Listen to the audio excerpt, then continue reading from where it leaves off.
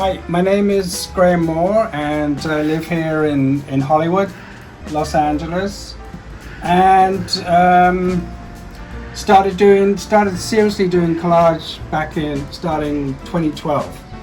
And this piece here is it's just color Xerox, but it was cut from each piece is cut from an old record cover, and then cut into squares and then triangles, and then re-put back together again. And I love really like the halftone dot. So this piece led me into creating this piece up here, which again is cut from record covers. Covers that you would never look at twice, that are found in thrift stores and all over the place, junk shops, thrift stores, that kind of thing. And this one here, again, very inspired typography and posters that you see out on the street that are ripped and torn. And there's obviously, there's some thought put into it, what pieces that I use. Record collection. I've been collecting records for a few years. I've gone through some, got rid of some, get some. I have a really big collection of exotica, Latin jazz. I've been collecting that. Some of this is for the vinyl and for the music, and a lot of it's for the covers. Like, I'll definitely come in here. There's a Cuban Mist, Cha Cha Cha. I have a lot of that stuff, and I do play them. Lots of, like I said, Walter Wanderley, Bossa Nova, Jazz Samba. So I've been collecting this for a long time. Again, getting it from estate sales and thrift stores. Never really pay, too much money for it. Some of my source material that I use comes again from all, different places, and I'll find old 12-inch covers like this for 50 cents, and this could, end up being the backdrop for, a piece. I get them for like solid colors, texture, graphics, and they'll be cut up, kind of similar to this one here. This is all made up, like each individual piece is cut from an old different record cover, because a lot of people, when they see these online, they just think that they're a record cover design. So they're not. They're just, they're like repurposed or however you want.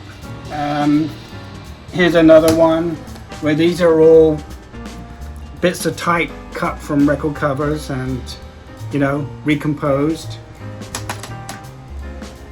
One of my favorites, Speed Queen. She's been in a couple of shows and still around. I've done a lot of girls and cars, and again the background was a cover, like similar to one of these. Start with that as a background and put stuff on top. This was an old piece that just had the polka dots on, and I decided to take it out of the frame and give it a little bit of a upcycle. I upcycled my recycling, right? And then here's a couple more of the ones that we showed earlier. That again, each piece is cut from record cover and then put back together. This is actually cut into triangles. So I cut them all. It could start as whatever piece, and I cut it all down to triangles and then go back and recompose. There's another lady in a car.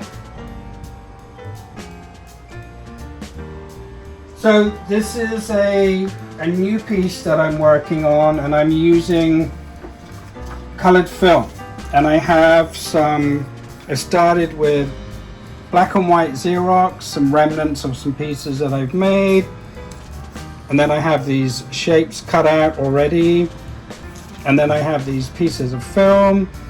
And obviously, as you can see, once you start to overlay your films, you get these really nice, you know, color patterns, and then that's how I decide how I'm going to use them. I have a lot of different materials, so it takes a while to figure it out. I have a friend that lives in Vegas, and the last time I was out there, I got really inspired by a couple of hikes we went on in Red Rocks Canyon. And I have a whole bunch of these old Arizona Highways magazines. So I started to chop them up and then recompose them. And that's one of them. And I actually made these for the frames. And then there's a second one. And if you look at, you know, if you go in really close, you can see all of the individual, you can see flowers and cactus and sky, and it's supposed to, you know, obviously, I think you get that it's the desert, because when you look at it, right from far up, oh, you're not going to be able to see anything. So let me come around this way. Oops, that's a good, like, right? So that way you can kind of see.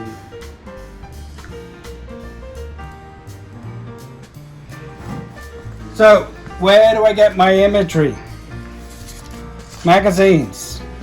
Lots and lots of magazines, as you can see. So I pull pages first, and then I'll actually cut out the shapes. And she might actually, let's see, we can put her right into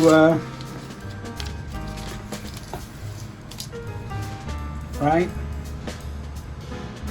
And then, so I have lots of stuff ready to go. I have drawers and drawers.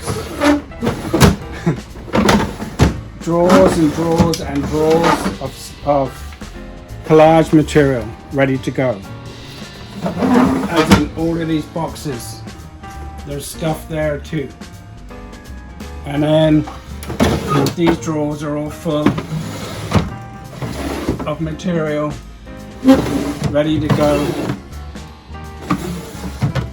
These bins are ready to go.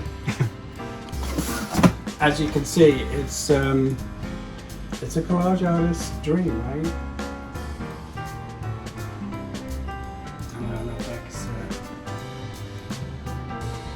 So going from the piece that I just showed you that I'm starting to use a colored film, it might end up something like this, where first I find the frames for these, and I'll build the pieces for the frames. So I have this little frame, and then I have this clear one here. So these are great for this kind of, because you can get a clear sheet inside here, it just slips inside. So that's how I'm making these, and it's a mixture of colored film, halftone dot, and black and white image. 60s fashion again in there. And then this piece here is, I found an old swatch book. It was someone, you know, that went around for plastic materials. And so it was just like a little book, and I took each page out and then cut it up and repurposed it into this nice arrowhead directional symbol. And next, I created a series. I did 4, and I wanted to take 4 different colors and racing stripes from different muscle cars. And then I created these 4 pieces, starting with the color first and then doing the collage on top. So there's this one and this one. I only have the 2 left, the other two are gone. But I've done a couple of jobs for this winery up in Napa called Tank Winery, and they saw a piece on my Instagram page, which was the one that I just showed, and they asked if they could use it for one of their wines. This one's called Green Machine. And so this is the, I got a case of the wine and I only have 2 bottles left. So here we have a bunch of letters. Some E's and some M's and some S's and a color in the background. So let's just see what we can come up with here. You know, there's no method to the madness. It's just, you know, kind of seeing what looks cool.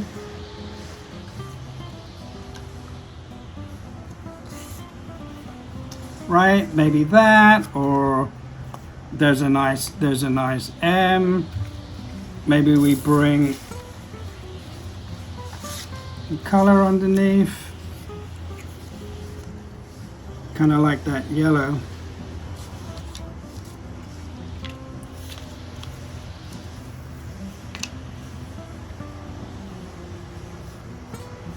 Do you want to turn it around? Yeah, actually.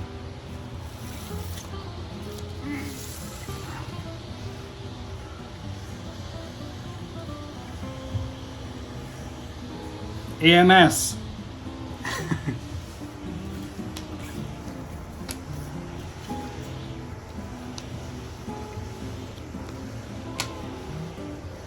Your imagination and creativity are the only things that you need, right? You can play with this forever.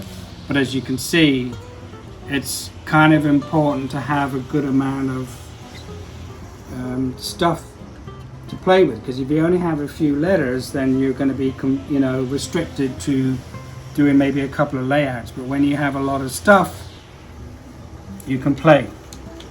And I think that at the end of the day, it's playing around with it and seeing, you know, what works, because not everything's going to work, and until you experiment, you never know.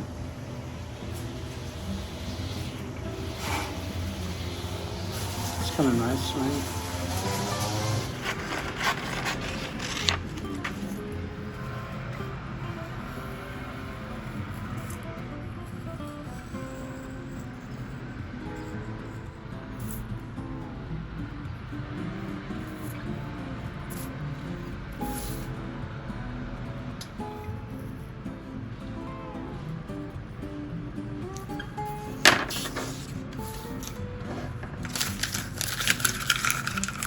These are, I think these came out in the 60s or 70s, and now I'm trying to figure this. Oh, here we go.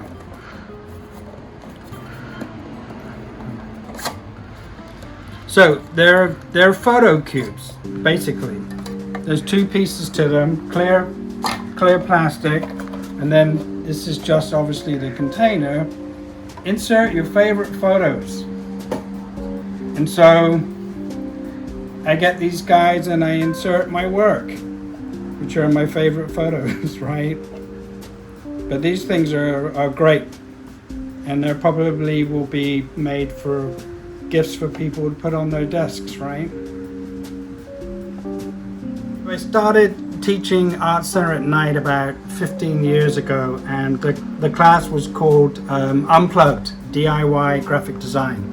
So these are all techniques that I kind of did back in the day when I first went to art school, pre-computer. So this is one of my sketchbooks, and again, it's a whole bunch of just playing around, exploring. This is actually a piece of bubble wrap that I put paint on.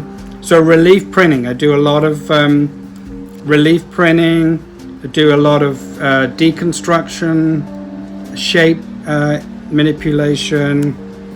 There's some tape transfer that I do a lot of.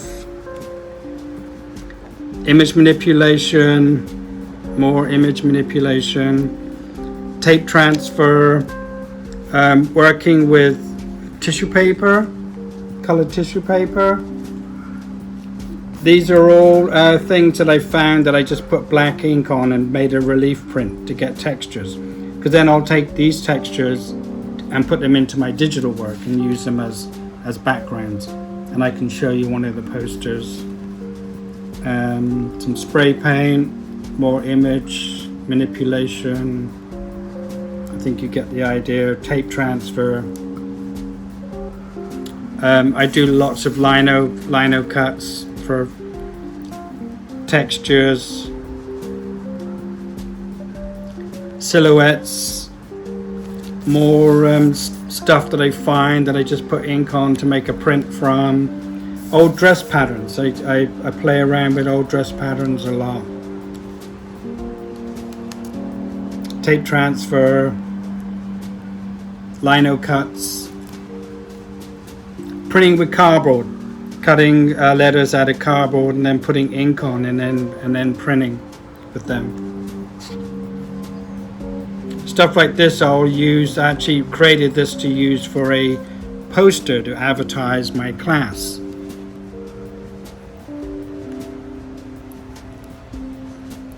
Some more tissue paper, dress patterns, more found texture, relief printing.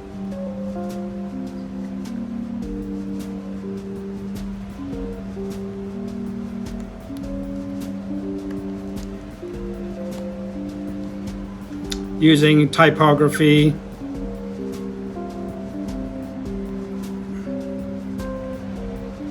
Mixing it up. More cardboard printing with cardboard letters. Collage.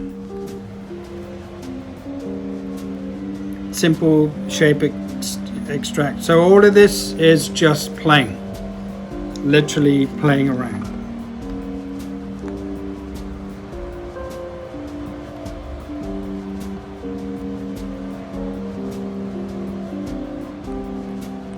I think this one was to illustrate the word explosive.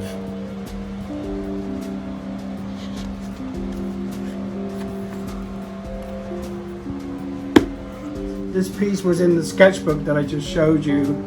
It's found material that I just made a relief print from. Then I scanned it into the computer and then added some text, and then printed this out as black and white Xerox, and then I would cut these out and then stick them up around the school to hopefully advertise the class and hopefully get people to want to take the class. So it has to be visually interesting and exciting. So here's another poster I created from the imagery from my sketchbook, plus I stuck some stuff down on top of it also.